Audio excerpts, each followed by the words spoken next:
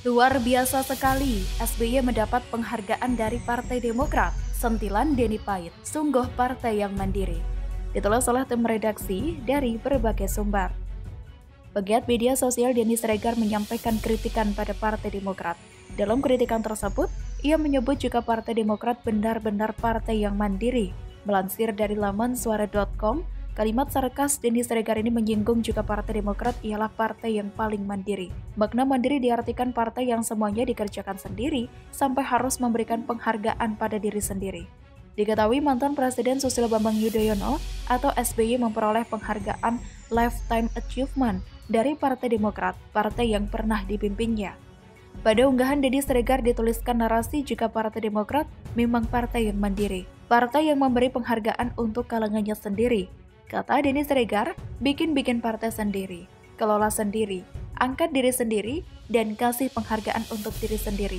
Dia pun akhirnya berkesimpulan jika Demokrat merupakan partai yang mandiri. Kata Denny, sungguh partai yang mandiri. Unggahan Denny Siregar itu pun dilengkapi dengan unggahan foto pemberitaan lengkap dengan logo Partai Demokrat. Membaca unggahan Denny, pengikutnya pun ramai berkomentar. Dalam komentarnya, netizen cenderung tertawa dan memberikan kalimat satir dan juga sarkas mengenai Partai Demokrat. Kata akun @ariodriansyah menanyakan apakah pemberian penghargaan ini mirip lawakan Sri Mulat. Ini Sri Mulat ya bang? Selanjutnya ditulis oleh akun Clara Cendra pun juga ikut memberikan penghargaan pada dirinya sendiri dengan memberikan kalimat satir. Besok gue bikin piagam sendiri di Senen buat diri gue sendiri, sebagai perempuan tangguh. Selanjutnya ditulis oleh akun Agustina5707 juga menulis, juga penghargaan tersebut dari mereka dan untuk mereka. Kata dia, dari mereka untuk mereka. Dalam catatan pemberitaan detik.com pada Jumat 10 September 2021, SBY juga pernah menerima penghargaan Lifetime Achievement Award pada Desember 2012. Penghargaan ini diberikan dalam agenda HUT Demokrat juga. Saat itu SBY menjabat sebagai Ketua Dewan Pembina Partai Demokrat. Kini dalam momen 2 dekade Partai Demokrat, SBY kembali menerima penghargaan tersebut. SBY menerima penghargaan capaian seumur hidup atau Lifetime Achievement. Sementara mendiang istrinya, Ani Yudhoyono menerima anugerah Spirit of Demokrat. Akhirnya kita tahu kenapa Indonesia seperti jalan di tempat alias autopilot saat masa kepemimpinan SBY. Ini karena watak SBY yang selalu mendahulukan kepentingan pribadi. Inilah yang membuat Demokrat hancur dan merusak masa depan AHY. Kalau saja masih ada empati, harusnya ia bisa memberikan gelar tersebut ke Rizik ataupun Rocky Gerung sebagai penghibur. Tapi dasarnya SBY yang ada di pikirannya hanya ia seorang beserta almarhumah istrinya. Sudah orang bosan dan muak melihat masa kepemimpinannya, masih saja diingatkan dengan penghargaan-penghargaan non faedah. Semoga tak ada lagi pemimpin di masa depan yang meniru sifat dan watak buruk mantan orang nomor 1 ini.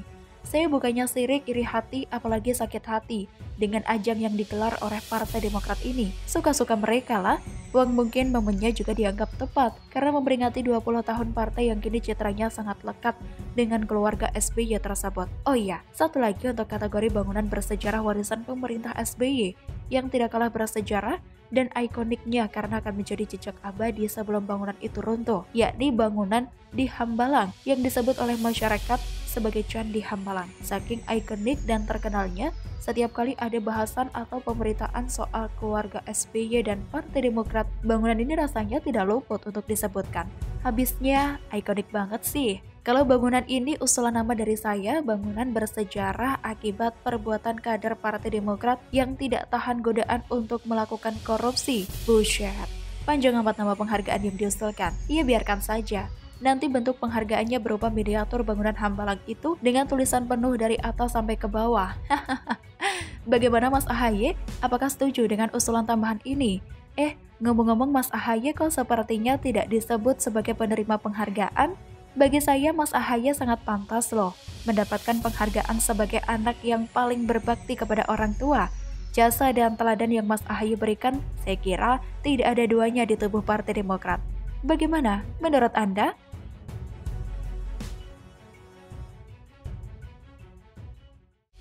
Jejak digital Anwar Abbas MUI di masa SBY dan Presiden Jokowi. Ditulis oleh Nafi Siwar dari siwar.com. Mungkin banyak yang tidak tahu ada perbedaan kelakuan oknum MUI di masa pemerintahan SBY dengan Presiden Jokowi saat ini. Ada yang mau tahu? Mari kita bahas lebih dalam secara perlahan namun pasti.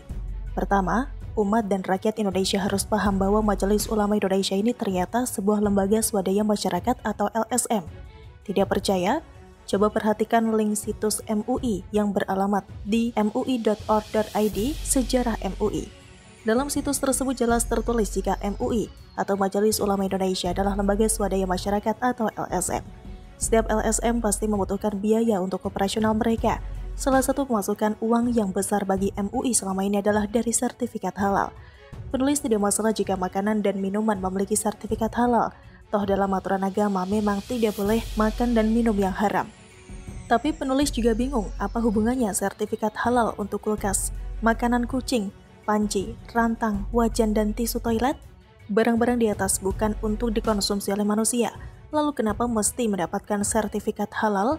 Apakah ini taktik bisnis yang saling menguntungkan? Perusahaan elektronik sengaja membuat sertifikat halal untuk kulkas karena mereka tahu mayoritas penduduk Indonesia adalah muslim, sehingga dengan adanya sertifikat halal tersebut, mereka berharap produknya akan dibeli oleh puluhan juta rakyat Indonesia. Hitungan kasarnya, jika satu kulkas yang sudah memiliki sertifikat halal harganya 1 juta rupiah dan 150 juta rakyat muslim membelinya karena ada sertifikat halal, bisa dibayangkan berapa besar keuntungan yang diperoleh perusahaan hanya dari satu produk saja. Jadi semakin banyak perusahaan yang membayar sejumlah uang untuk mendapatkan sertifikat halal dari MUI, maka semakin banyak pula pemasukan bagi mereka.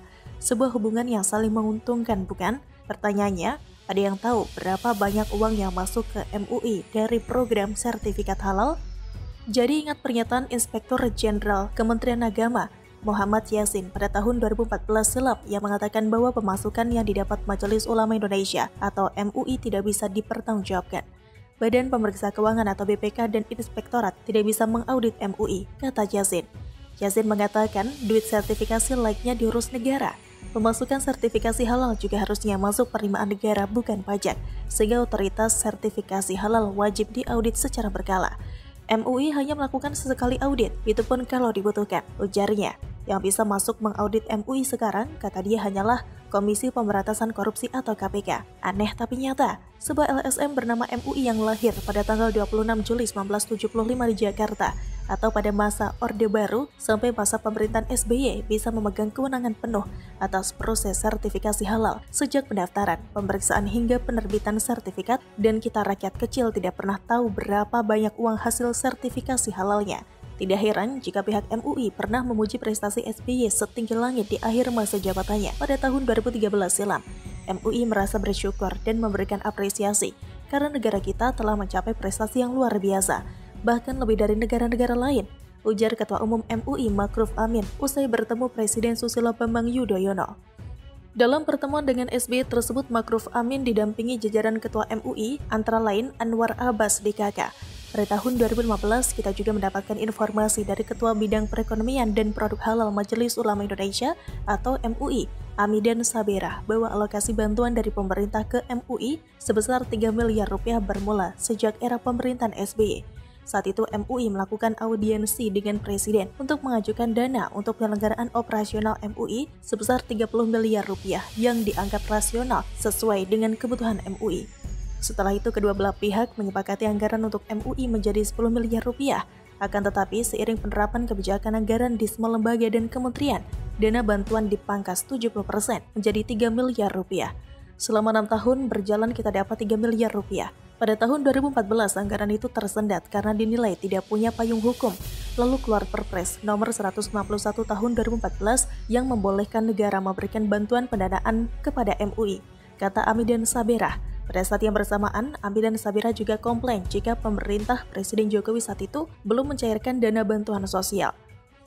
Ya, sampai saat ini 2015 ternyata belum turun. Kami harap secepatnya bisa turun, kata Amidan.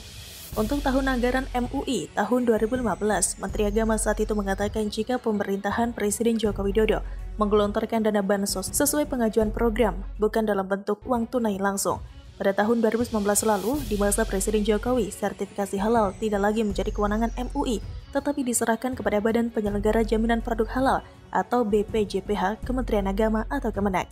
Pada tahun 2021, Kemenak juga mengeluarkan sertifikat halal bagi UMKM secara gratis. Entah berapa banyak pemasukan dari program sertifikat halal yang diterima MUI selama ini. Tetapi sekarang kewenangan tersebut diserahkan kepada Badan Penyelenggara Jaminan Produk Halal atau BPJPH Kementerian Agama atau Kemenak yang merupakan bagian resmi dari pemerintahan Presiden Jokowi. Lalu bagaimana dengan jejak digital Anwar Abbas yang merupakan salah satu petinggi di MUI? Yuk kita bahas lebih dalam. Setelah ditelusuri ternyata nama Anwar Abbas ini sudah ada di dalam kepengurusan MUI sejak periode 2005 hingga 2010, periode 2010 hingga 2015, periode 2015 hingga 2020, dan juga masih tetap bertahan di MUI untuk periode 2020 hingga 2025 nanti. Penulis sempat berbahagia ketika Din Syamsuddin yang setuju penguasa Orde Baru Soeharto diberikan gelar pahlawan dan geng 212 seperti Bahtiar Nasir, Zaitun Rasmin, Yusuf Martak DKK terdepak dari kepengurusan MUI sejak tahun 2020 lalu. Tetapi penulis masih heran kenapa Anwar Abbas ini masih ada di dalam MUI saat ini. Bukankah beliau pernah mengatakan bahwa oposisi yang menamakan dirinya koalisi Aksi Menyelamatkan Indonesia atau KAMI adalah gerakan moral dan diperlukan? Gerakan moral, tapi admin kami di Medan malah ngaku ada ajakan untuk membuat kerusuhan di Indonesia seperti tahun 1998 silam. Apakah gerakan membuat kerusuhan itu gerakan moral ya Pak Anwar Abbas? Penulis pernah mengangkat jejak digital Anwar Abbas ini yang meminta penghargaan Nobel Perdamaian yang diterima oleh Mohamed El Baradei dicopot. Karena menurutnya El Baradei ini adalah salah seorang tokoh utama di balik penggulingan Presiden Mursi yang terpilih secara sah dan demokratis. Meskipun linknya sudah dihapus dalam situs internal Muhammadiyah setelah penulis up info ini pada tahun 2020 lalu, tetapi jejak digitalnya masih bisa dilihat. WKWKWK. Jika Anwar Abbas membela Mursi dengan dalih Mursi adalah Presiden Mesir yang terpilih secara sah dan demokratis, lalu kenapa Anwar Abbas mengatakan pihak oposisi kami yang anti terhadap Presiden Jokowi sebagai gerakan moral? Bukankah Presiden Jokowi merupakan Presiden Indonesia yang terpilih 2 kali secara sah dan demokratis seperti Mursi? Pada tahun 2020 lalu, Anwar Abbas ini pernah mengancam mundur dari Sekjen MUI terkait rencana sertifikasi penceramah. Faktanya, program sertifikasi penceramah ini diusulkan sendiri oleh MUI tahun 2018 lalu. Ups. Katanya mau mundur, tapi beliau masih di MUI sampai tahun 2025 nanti. Hihihi. Yang terbaru, Anwar Abbas mengatakan Presiden Jokowi cukup 2 periode karena rakyat sudah muak. Rakyat yang mana? Rakyat proyek mangkrak Hambalang warisan SBY yang pernah dipuji oleh MUI karena SBY orang pertama yang membuat program bansos ke MUI 3 miliar rupiah. Lagi pula jika rakyat muak dengan Presiden Jokowi, kenapa beliau bisa terpilih lagi secara demokratis oleh mayoritas rakyat Indonesia sebagai presiden di Indonesia untuk periode kedua? Akhir kata, apakah sebuah kebetulan jika Anwar Abbas yang sudah lama di MUI ini tidak suka dengan Presiden Jokowi karena Presiden Jokowi tidak meneruskan bansos ke MUI sebanyak 3 miliar rupiah dalam bentuk uang seperti masa SBY? Apakah ini juga terkait dengan kebijakan Presiden Jokowi yang mengalihkan kekuasaan sertifikat halal yang selama ini menjadi sumber pemasukan besar bagi MUI kepada Badan Penyelenggara Jaminan Produk Halal atau BPJPH Kementerian Agama atau Kemenak? Silakan rakyat menilainya sendiri. Wassalam, Nafisi Ward. Bagaimana menurut Anda?